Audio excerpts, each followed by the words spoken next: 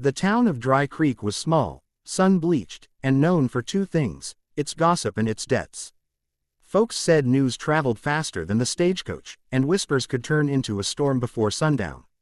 That was the world in which Clara Dawson lived, a woman who, through no fault of her own, had inherited her late father's crushing debts. Her father had been a respected rancher once, raising cattle on fertile acres. But after a string of bad winters, failed harvests, and a dishonest partner, all that remained was a broken fence, a handful of scrawny cows, and a mountain of unpaid notes. Clara had been left to shoulder it. The creditors didn't see a young woman trying to survive, they saw weakness, an easy target. Each time she walked through the dusty street, eyes followed her. "There goes the burden," someone would mutter loud enough for her to hear.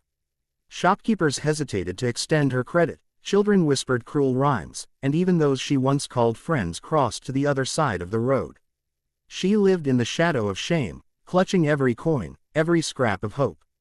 Clara refused to give up her land. It was all she had left of her family, even if it was more a patch of dust than a ranch.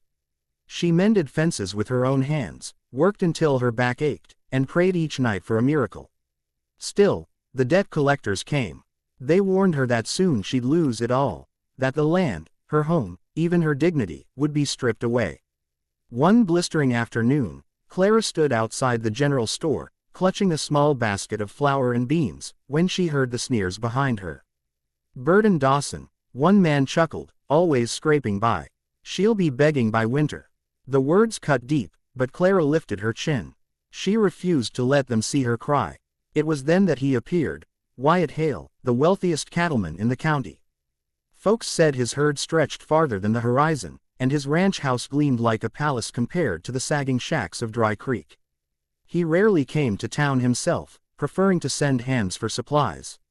But today, he was there, broad-shouldered, sun-browned, his eyes sharp as an eagle's. Wyatt noticed the way Clara's hands trembled around her basket. He noticed, too, the mocking laughter. Without a word, he strode past the gawkers and tipped his hat to her. "Miss Dawson," he said softly, "you shouldn't have to stand here like this." Clara blinked, startled. "Mr. Hale, it's nothing. Folks talk. I've learned to ignore it."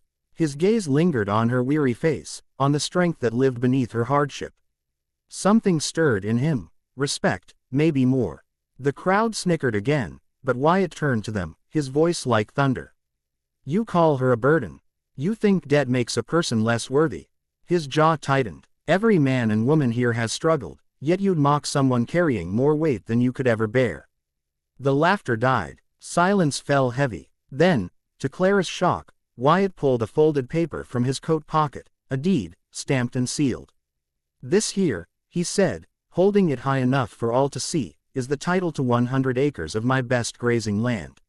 He turned back to her, pressing it gently into her hands. "And it belongs to you now, Miss Dawson. Free and clear." The world seemed to spin. Clara's knees weakened. I don't understand." "Why would you?" Wyatt's voice softened, though every ear strained to hear. "Because you deserve better than their cruelty. Because no one who works as hard as you should be left to drown in debts that weren't her own. And because," his eyes locked with hers, warm as a summer dawn. "Sometimes a man knows when he's meant to change a life, not tomorrow, but today." The onlookers gasped. Some muttered in disbelief. Others shifted uneasily. A few, shamed, lowered their heads. Clara clutched the deed, tears spilling down her cheeks. The paper felt heavier than gold, not because of its worth, but because of what it meant. Dignity restored, freedom reclaimed, a future she thought forever lost. "Mr. Hale," she whispered, her voice trembling. "I don't know how to thank you." He tipped his hat again, his eyes never leaving hers.